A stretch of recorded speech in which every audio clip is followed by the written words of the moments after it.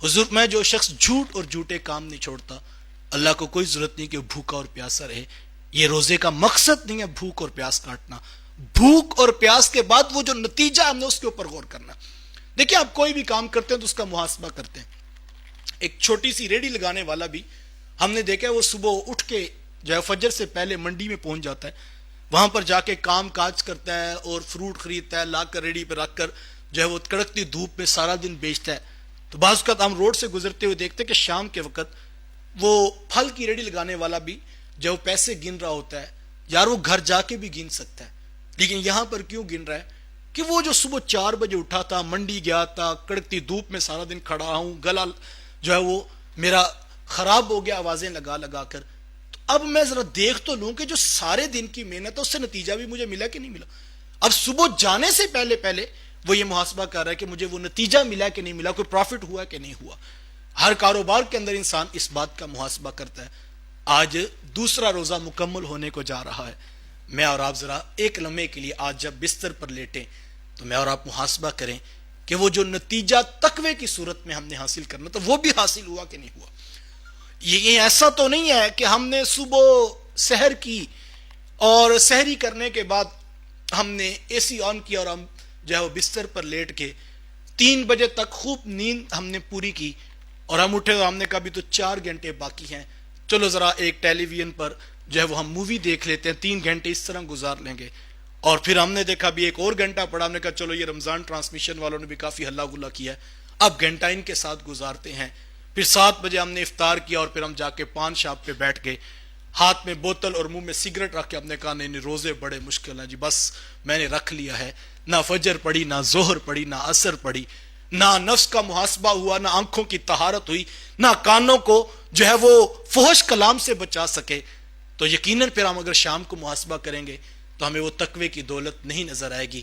انہی لوگوں کے بارے میں کہا گیا تھا اللہ کو کوئی ضرورت نہیں کہ وہ بھوکے اور پیاسے رہیں. حضرات صوفیہ تو اس سے بھی آگے کی بات کرتے ہیں. اہل فقہ تو یہ فرماتے ہیں کہ طلوع فجر ثانی سے لے کے غروب آفتاب تک اکل و شرب یعنی کھانے پینے اور جماع سے کثرن رکے رہنے کا نام روزہ ہے. یہی شریعت نے بتایا. لیکن خواص اس سے آگے کی بات کرتے ہیں. وہ فرماتے صرف معدے کا روزہ نہیں ہوتا بلکہ سر سے لے کر پاؤں تک جسم کے ہر عضو کا روزہ ہوتا ہے. آنکھوں کا روزہ یہ ہے کہ وہ غیر محرم کی طرف نہ اٹھیں. کانوں کا روزہ یہ ہے کہ فحش کلام ان کے اندر نہ جائے. زبان کا روزہ یہ ہے جھوٹ، گالی یا کوئی غلیظ فحش کلام اس سے سرزد نہ ہو. اور پاؤں کا روزہ یہ ہے کہ یہ نیکی اور خیر کے کاموں کی طرف چلیں. ہاتھوں کا روزہ یہ ہے یہ حلال کمانے کی طرف رغبت پکڑیں. اور اگر یہ حرام کما رہے تو یہ روزہ ٹوٹ رہا ہے.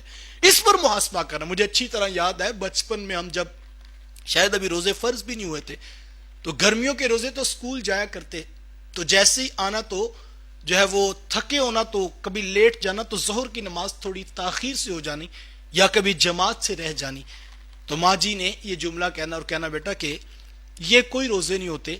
کہا بیٹا اگر صرف منہ بند کرنے کا نام روزہ ہے تو کہا بیٹا یہ جانور جس کو قلعے کے ساتھ تم باندھتے ہو، بھینس کو صبح چارہ ڈال دو اور مغرب کے بعد دوبارہ ڈالو، وہ سارا دن بیٹھ کے 14-16 گھنٹے گزار دے گی. بیٹا صرف منہ کے بند کرنے کا نام روزہ نہیں ہے. روزہ تو سر سے لے کر پاؤں تک اپنے آپ کو اپنے رب کے نام کرنے کا نام ہے، اپنے آپ کو اپنے رب کی دہلیز پہ لانے کا نام ہے. ہم نے اس پر محاسبہ کرنا ہے اور بار بار. اور یقین جانیے جس نے اس محاسبہ نفس کے ساتھ روزے رکھے، اللہ اکبر، حضور ماتے راتوں کو قیام کیا، دن کو محاسبہ نفس کے ساتھ اس نے روزے رکھے، حضور ماتے اللہ اس کے ماضی کے سارے گناہوں کو بخش دیتا ہے. تو مجھے اور آپ کو روزہ یہ سکھا رہا ہے کہ ہم نے وہ طہارت اور وہ تقوی حاصل کرنا ہے، وہ پرہیزگاری حاصل کرنی ہے اور یہ محاسبہ روزانہ کریں. اگر اور اس کی نشانی بڑی خوبصورت حضرت خواجہ حسن بصری علیہ الرحمہ نے لکھی ہے. حضرت خواجہ حسن بصری علیہ الرحمہ فرماتے ہیں کہ اگر ایک شخص صبح اٹھنے کی کوشش کرتا ہے لیکن نماز پڑھ نہیں پاتا، دل کا ارادہ تھا، رات اس نے نیت کی لیکن صبح پڑھ نہیں سکا، پھر دوسرے دن کی، تیسرے دن کی، تو کہا اس کی وجہ کیا ہے؟ سستی ہے، غفلت ہے، کوتاہی ہے؟ بالکل ہے. لیکن حضرت خواجہ حسن بصری علیہ الرحمہ فرماتے ہیں اس کی بڑی وجہ یہ ہے، یہ سستی، یہ غفلت، یہ کوتاہی ہمیں ابھی نظر آ رہی ہے کہ جس کی وجہ سے ایک شخص اٹھ نہیں سکا، اٹھنا چاہتا تھا لیکن اٹھ نہیں پایا. لیکن حضرت خواجہ حسن بصری علیہ الرحمہ چونکہ تصوف کے بہت بڑے شیخ ہیں تو وہ فرماتے ہیں کہ اس کی وجہ یہ ہے اس نے زندگی میں گناہ اتنے کر لیے ہیں کہ گناہوں کی نحوست کی وجہ سے اب اس سے نیکی کی توفیق چھین لی گئی. تو میں اور آپ دیکھیں، ہم روزانہ کی بیس پر محاسبہ کریں، ڈے بائی ڈے اپنے روزوں کی ساتھ ہم دیکھیں کیا ہماری نیکی بڑھ رہی ہے، کیا ہمارے گناہ کم ہو رہے ہیں.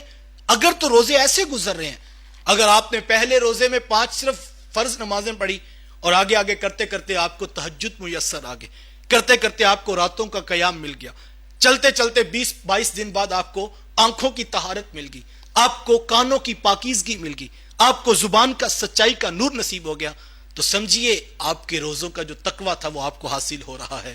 اور اگر ایسا نہیں ہے، اور اس کا محاسبہ دی فائنل میں اور آپ چاند رات والے دن محاسبہ کر سکتے ہیں، عید والے دن ہم محاسبہ کر سکتے ہیں. 30 دن میں صرف بھوک پیاس کاٹی ہے، یا وہ جو قرآن نے کہا تھا وہ بھی ہمیں حاصل ہوا ہے. اور اگر آپ کی عید والے دن کی نمازیں پوری ہیں، اور جو 29 رمضان کا دن تھا اور 1 شوال عید والا جو دن تھا، اگر یہ دونوں ایک طرح کے ہیں اور برابر نیکیاں ہیں تو آپ کو مبارک ہو. وہ جو 29 دن کی محنت تھی وہ آپ کو تقوی کی دولت میسر آ گئی، اور آپ نے اس سے زندگی کا بانک پن اور زندگی کا جمال کشید کر لیا.